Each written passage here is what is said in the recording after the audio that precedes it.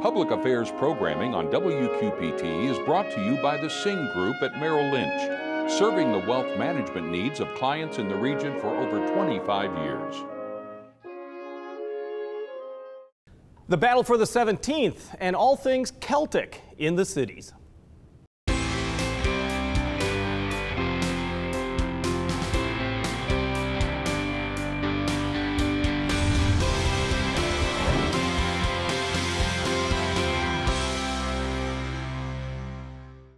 The 17th Congressional District in Illinois stretches from the Wisconsin border to include Galena and parts of Rockford, hugging the Mississippi River to Dallas City and pushing east to include parts of Pekin and Peoria. Sterling, Galesburg, Canton, and the Quad Cities are all in the 17th.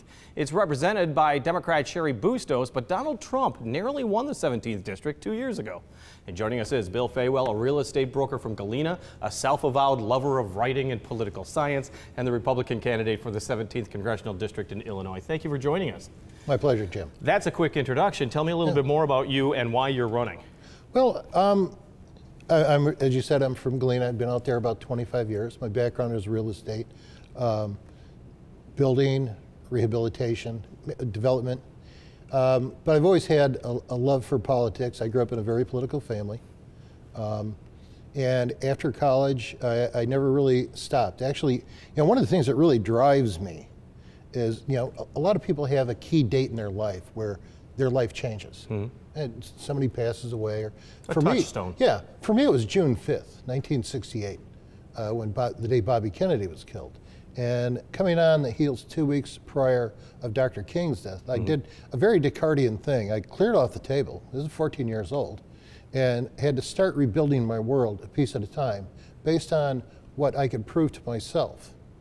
And I carried it on through college, and I really never stopped studying, reading, and writing. And that's kind of driven, well, very directly driven me into what I'm doing right now, because I wrote a book on revolution and the liberty, how it works. I mean, it hadn't been done in 150 years or so since John Stuart Mill's on liberty. So I took it upon myself, and that just kind of brought me closer and closer, and pretty soon I found myself running for Congress. Well, I think it's interesting that you say that Martin Luther King Jr. and Bobby Kennedy were kind of touchstones for you that changed your life, because you call yourself a cross between Rand Paul on steroids and the Freedom Caucus with a brain and a sharp stick. Yeah. What do you mean by that? Well, it goes back to liberty. My research. Liberty is when the people rule the government. Obviously, we don't have that today. And it's a structural, daily operating model of government.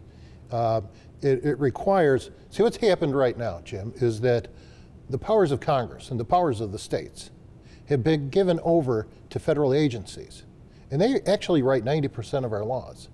And this is what employs 10,000 lobbyists spending $3 billion a year, less than a third of which goes to the Congress, and explains why the 5 richest counties in America surround Washington, D.C. It's the billionaires and multinationals come there and buy the best laws money can buy. And we need to break that up. And so if you go to my website, I've got what's called liberty legislation, term limits, the REINS Act, which my opponent has voted against twice, and HR 24, which is audit of a very small segment of the Federal Reserve Bank, which has never been audited. And my contention is that if we do at least 2 of those things, we start pushing those lawmaking powers that were with federal agencies and start pushing them back to the Congress, pushing them back to the states, closer to the people, where people can see what's going on. You want to see a more open government. Are you more of a libertarian? Do you believe more, like you're saying, control of the people over the government rather than the government over the people? Well, I'd like to think that's a Republican axiom, where the people should rule the government. And I'm probably a cross between Republican and a libertarian. I think sometimes the libertarians get a little carried away. I'm pro-life. Hardcore libertarians aren't, but theoretically. But I know the Pauls are pro-life, and it's common sense. It's really the Constitution. Our Constitution, it was called the Great Experiment because originally, and it was the first document that was designed to allow for the people to rule over their government. And our problem is that we've wandered away from it over the past 100 years, a little piece at a time. And that's why we're having these problems in America today. That's why we have a government that can overspend. It's why our healthcare costs 18% of GDP while the rest of the world spends 8%. That's $2 trillion that's stolen, in my opinion, from healthcare from the American people every year. If we can make those changes, we get that $2 trillion back. We stop this misallocation of money that the Federal Reserve is committed, $2.5 trillion. I mean, we start pulling back this trillion here and a trillion there.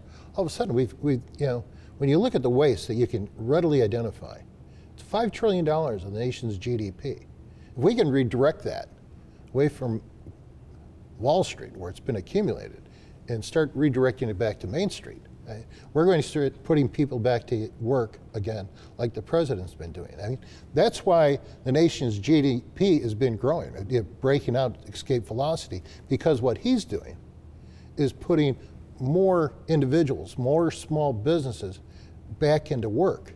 It goes to Occam's Law, not Holcomb's Law, Occam's Law. And Occam's Law says when you put 2% of your workforce back to work, your GDP rises 1% commensurately. And that's essentially what's been happening. And that's really never happened before since Nixon shock. It's been going backwards. Well, we're taking a look a little bit about your campaign. You've had a tough month, to say the least. You are a Republican. Oh, yeah. But your party, at least the Illinois GOP and Rock Island County, is no longer supporting your campaign. Well, actually, Rock Island, the grassroots, the precinct committeemen, have not gone that far. You're pretty much blaming, the lack of Republicans, the lack of institutional Republican support for you. You're blaming on what? Oh, actually, we have a two-tiered Republican Party here in the state of Illinois. We have one in Springfield that's responsible for the statewide races, but the party out in the field, the 102 counties, elected their own chairman, and they have a parallel group, and that's responsible for the non-statewide races like mine. Now, what happened is that, I don't know if you know of a fellow named David Brock. Okay, David Brock is the chief propagandist for the Clinton campaign team. He created a website called Media Matters. Along with that, he created a parallel group called Share Blue, which is like-minded websites like his. He'll drop a bomb, which he did on Thursday. Pretty much alleging that you're a conspiracy theorist, and then the Republican Party picked up on that and said that it doesn't support that. You have pointed out repeatedly on your blog, oftentimes on your website, that you are not a conspiracy theorist. If you read the 2 books that you've written, you say point out where it says I am. So how do you address that? It's hard because, as we mentioned before we started here, the television media and the print media in Rock Island really won't cover me. I run into the same problem in Peoria, to an extent the same problem in Rockford. But what happened is that there are, like you said, I'm a libertarian Republican. I'm not the guy Washington wants. And the reason I think we have this parallel Republican Party is because the Springfield operation is really run from Washington, D.C. is what you believe. Yeah, well, you go to their website and right. You look at contacts, and it's obvious where the place is run from. And there's one of their primary operatives, a fellow named Jim Reese, and he gets very involved. He ran Mark Klein's campaign. In fact, he was the reason Mark Klein got out of the race, and who would have been your primary opponent? Who would have been my primary opponent, and took all his money back and said, you campaign people are just as corrupt as Washington, D.C., and he's exactly right. Well, the same people that ran him up because they overreached now came after me because I'm not their guy. And they went and they leaned on a couple party heads, and they folded immediately. I think there are 4 of them. Rock Island would not go. The rest of them, out of the 14 counties, wouldn't go either. And I think they overstepped. And I don't think people really agree with this. What I'm really doing, going back to when I started recreating my own world, as it was proven to me back in 1968, is that I have a very healthy, I guess, distrust of my government. I found that it is not virtuous. And I'm skeptical of whatever comes out of it, and I think that's a healthy attitude. I think some of the things that you've written, because one of the things that you wrote, I saw, was that you believe 74% of Americans believe in a deep state, was a statement by a female author, and you said she's right. So you're a strong believer that there's a deep state within the U.S. government? That was Belletpedia. And he's a congressman. He just came out this week, and he's releasing a book that explains and talks about the deep state in place, which makes perfect sense. I mean, it's not a highly organized, but when you start creating an agency form of government and leaving your legislative processes out of it, you don't have three branches of government anymore. You don't have a system of checks and balances. You have all these laws being created behind closed doors. When you create that opportunity, as George Washington said in his farewell address on September 19th, 1796, he says, the one thing you can't do, and the one mistake that I made as president, says you cannot take a power of Congress and give it to a public or a private agency, because this power will always end up in the hands of cunning, ambitious, and unprincipled men. And this is the customary weapon by which free governments are destroyed. That's exactly what's happened in America. And again, it's a structural thing. And my entire campaign is to advocate and push for these agency powers to make laws and take the public agencies, give them back to the states, which already have the same mirror organizations in place. Then take the independent and private agencies like the FCC, FDA, Federal Reserve Bank, and push their powers to make laws and policy back to the Congress. Now, that's very easy to do. People are going to have a problem with the Federal Reserve, but you go to my website and I have a video there on explains the orderly removal and replacement of the Federal Reserve Bank. It can be done. That's one of the main reasons why it came under attack from the Springfield Republican Party, because I advocate these sorts of things. Well, there's another thing that you had mentioned. I want to get to some of the issues real quick, but I want to get to this one last point, is that have you called some mass shootings false flag events? Jim, it's a situation where I don't believe what comes out of my government. And I think that a lot of people have problems with these things. And what I would like to see is an independent, broad-based team that is dispatched to these locations immediately. So do we have all the answers to 9/11, do you believe? Well, apparently there are 3,000 registered architects and engineers that have a 100-page booklet that explains that we don't agree with what happens. This week, another book came out by a couple authors saying that there are a lot of inconsistencies within the intelligence community as to who knew what and when. And when you go back to the chair and the vice chair of the 9/11 Commission report, Tom Keene and Lee Hamilton, they wrote a book called Without Precedent. And the name of the book was based on the money they were given, the time they were given, and the narrow scope and the harassment they received doing the 9/11 Commission report. It was without precedent. No one had ever done a study so limited and restricted. And at the end of their book, they say, we did the best job we could, but what we did is just a base. We did a great job, but we've just laid down a base. And if other people come up with more facts, something more to investigate, this is just a base, and we should investigate it. What about some of the mass shootings, though, in the U.S.? What about Sandy Hook? What about Pulse nightclub in Orlando? You know, people ask me about that, and I said, I don't know. I wasn't there. So do you believe there's a government involvement in that? Do you believe these shootings are as they said? Do you believe those kindergarten children were killed? Or? I have absolutely no idea. I've learned that it's hard to take my government at face value. And like I said, I think that's a healthy attitude. And I think I come by it honestly. I have questions, other people have questions. My focus has really been probably on 9/11 because I took a sample of the gray dust when I was there a month after, and I had it analyzed by a Big Ten university. And I've got an element in there that shouldn't be there. And it happens to coincide with what 3,000 architects and engineers have signed on, that we're having a problem with this. So, you know, if Lee Hamilton and Tom Keene have a problem, I've got a problem. If they're happy, I'm happy. Two more issues I want to get to real quickly, and I apologize. One is the Farm Bill.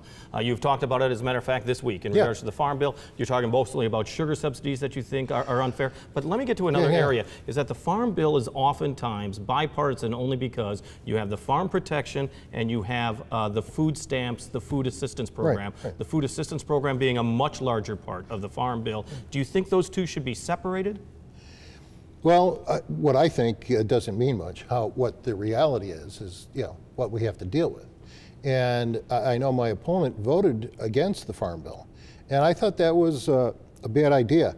I like the Farm Bill. I mean, there are some problems we talked about, the sugar industry, but the big problem everyone has with the food stamps is that to get food stamps now, you either have to get a job or get training, unless you've got small children at home. Well, that makes perfect sense. You know, I don't think anybody wants to be poor. And if people are going to get food stamps, here, we're going to pay for training to make you more competitive so you can get a job. You know, a lot of people at our work are still on food stamps. And they need the education. They probably can't go out and you know, get a loan, although it's so easy to get a loan, it's criminally easy. And again, the federal government's behind it. But yeah, I don't see a problem with that. In fact, if I were on food stamps, I'd say, you know, great. Free training? Are you kidding me? I'm in. The other area that you're talking about, you introduced a Volunteer Fire Department Act, group health insurance to volunteer firefighters, $5,000 pension. Yeah. Sounds like a good thing, but it comes with a $20 billion annual price tag. How do you justify those two things? Is that you want to support the volunteer firefighters who make up a great deal of the fire departments across America, yet this is a very expensive program? You have, and it's not that expensive, you have to help the volunteer fire departments, because and I learned this by going out and talking to people, and my opponent doesn't do that. It's all photo ops, very controlled. If you go out there and start talking to people, you learn a lot of things. And when you talk to the fire departments, all of a sudden I find out everyone's understaffed. In fact, this started 10 years ago, and it's past crisis level. I mean, Coal Valley is going on and putting on hired guys to work 3 6-man shifts to cover 24/7. Well, a lot of communities don't have this ability. In volunteer fire departments, there's about 860,000 guys in about 25,000 fire departments that cover 95% of America. And yeah, if you get them all together and do a group insurance, you know, and their families, give them, you know, it'd probably cost about $15,000 because you got such a large group, and you give them a $5,000 a year pension when they're 65. You know, that's cheap because, Jim, think of what's going to happen when fire departments stop making calls. Or you send in, like Orangeville, talk to the chief up there. He's 75. He went out with 2 other guys on a call. Thank God they had one of the new foam water trucks. The one guy was 68 and the other guy was 65. Mandatory retirement. Should that be a federal issue or a state issue? Well, because it covers 95% of America. And you'll never get anything through like this through Springfield because the money's not there. And you probably have that same problem all around the country. Yeah, because look what's going to happen to insurance rates. If you think the $20,000 bill to help bring a good group of volunteers so they're fully staffed, our volunteer fire departments. If you think $20 billion is that less than what the insurance industry is going to start cranking up prices on real estate, you're going to find that at best or at worst it's a wash, and you're probably going to be making money. And the flip side of that is starting to go out and bring in and making these 800 and some odd thousand fellows and women professional firefighters. That's going to cost you about $120 billion. So when you look at it nationwide and the savings in insurance, it's going to be a wash. Yeah, it might be $20 billion, but the actual cost is a wash. And now you've got they've got something to offer these young firemen. I mean, you've got a young guy coming, he tells his wife, hey honey, I'm gonna go down and I'm gonna be a volunteer fire department volunteer. I'm gonna put in 120 hours a year volunteering, and I'm going to spend all this time down there, and I'm gonna be going on fire. She says, no you're not. You've got a family, you've got to pay for insurance. You're not gonna be a volunteer fire department. And that's why all these departments are so short. Bill, we got to leave it at that. Yeah. I apologize. Yeah, no worries. Bill Farewell, the 17th District Republican candidate Yeah. in Illinois. We appreciate your time. Thank you very much. Thank you for being here. All right. Representative Sherry Bustos will join us later this month, as will the two candidates for Iowa's 2nd Congressional District, Dave Loebsack and Christopher Peters. In a moment, the Celtic Festival brings culture and brawn to the cities, but first, here's Laura Adams, Out and About. This is Out and About for September 3rd through 9th. Join the fun at the Warren County Prime Beef Festival at Monmouth Park September 5th through 8th. It's time to celebrate Viva Quad Cities in LeClaire Park on the 8th with family-friendly activities and entertainment all day long. Plus, it's 2 days of food, dancing, and fun at our Big Fat Greek Festival at St. George Greek Orthodox Church September 7th and 8th. The 65th Bow Arts Fall Art Fair takes place at the Figge Art Museum September 8th and 9th, and there's nonstop music at the Durant Community Music Fest at the Community Center September 7th and 8th. The Living Proof exhibition, A Visualization of Hope, opens at the Figge Art Museum on the 6th, featuring art by people impacted by cancer. It's time for the Heritage Tractor Parade and Show at the John Deere Pavilion September 8th, beginning at 10 a.m. On stage, Viva La Divas returns to the Speakeasy on the 7th, while Emmy Sunshine Live is presented on the Circus stage on the 6th. St. Ambrose University Theater presents Rabbit Hole September 6th through 8th at Galvin Fine Arts Center. The second Sunday Summer Concert Series at Pearl City Station in Muscatine features the Locust Street Boys Dixieland Jazz on the 9th, and award-winning guitarist Sarah McQuaid performs Monday, September 10th at the Moline Public Library at 6:30. Closing on the 9th is the QC Theater Workshop production of Sarah Rule's play Dead Man's Cell Phone. For more information, visit wqpt.org. Thank you, Laura. Coming up next weekend is a true test of strength and also a true sampling of Celtic heritage. The Celtic Festival and Highland Games comes to Centennial Park in Davenport September 14th and 15th. It's marking 20 years in the cities. And joining us is Kyle Hans, who's chair of the Celtic Festival, as well as the Highland Games coach, Greg Johnson. Thank you both for joining us. We appreciate it. Well, thanks for having us. 20 years, that's pretty incredible. It is. Our organization takes a lot of pride in being able to go ahead and produce this for the community. We're only able to go ahead and do that with the countless volunteers and sponsors that we have all throughout the community, because it's not just our community, it's surrounding areas as well, and we appreciate the support that we've been giving over the years. Greg, most people just think of you guys as the crazy people that throw telephone poles and big rocks. We are a bit of that, yeah. There is definitely a bit of that. But no, it's a whole experience for everyone. We have Highland dance competitions, which is always fun to watch. My girls absolutely love watching Highland dance. They're animals, there's sheep herding demonstrations with dogs. There's usually an Irish wolfhound group that comes in. These are some of the biggest dogs around. It's one of the largest dog breeds on the planet. But the tests of strength Yes. are well known. Yes. Is that kind of a highlight? It definitely Has to be, yeah. Definitely. I mean, we have throwing classes for pretty much every skill level thrower, from A-class throwers who are very nearly professionals down to novices, and we've even done youth leagues for throwing. And here in the Quad Cities, I'm proud to say that we have one of, if not the first, special Highland Games catered specifically towards developmentally disabled individuals, and we're doing that with ARC of the Quad Cities.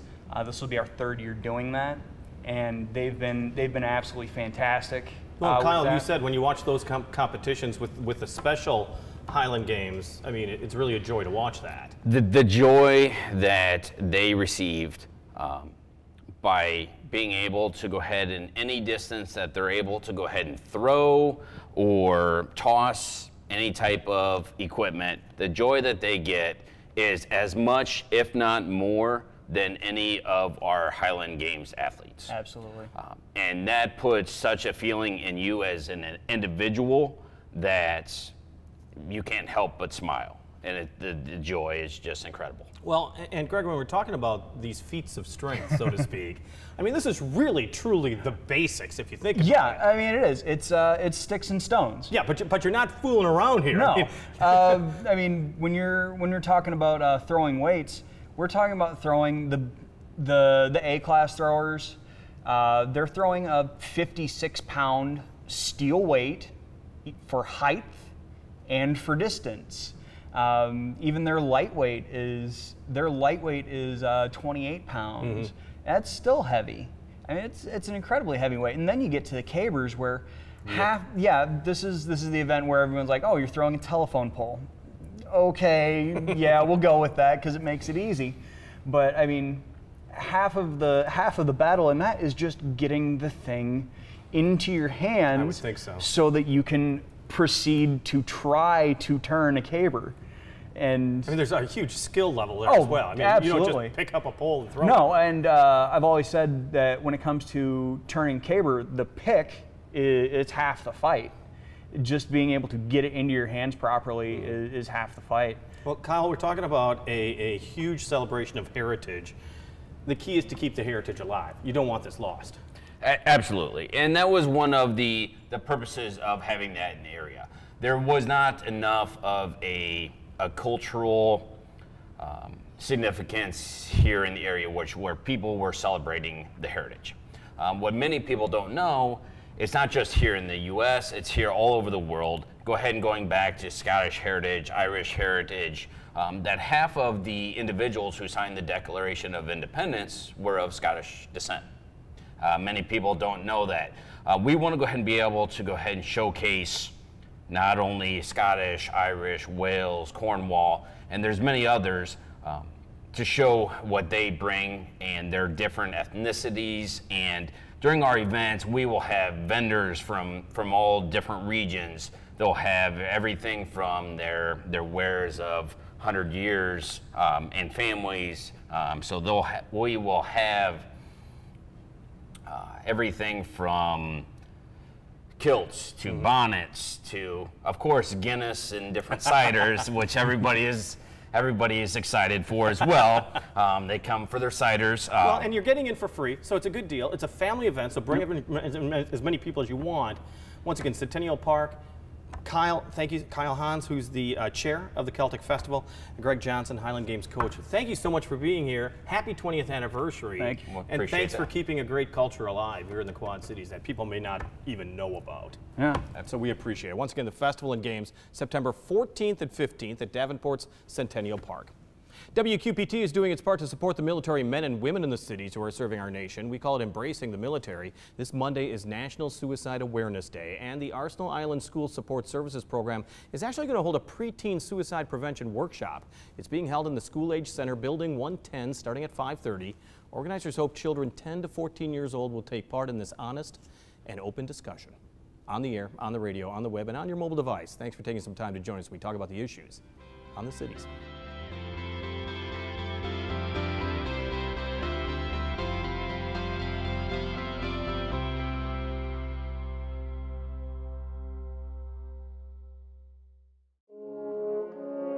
Public affairs programming on WQPT is brought to you by the Sing Group at Merrill Lynch, serving the wealth management needs of clients in the region for over 25 years.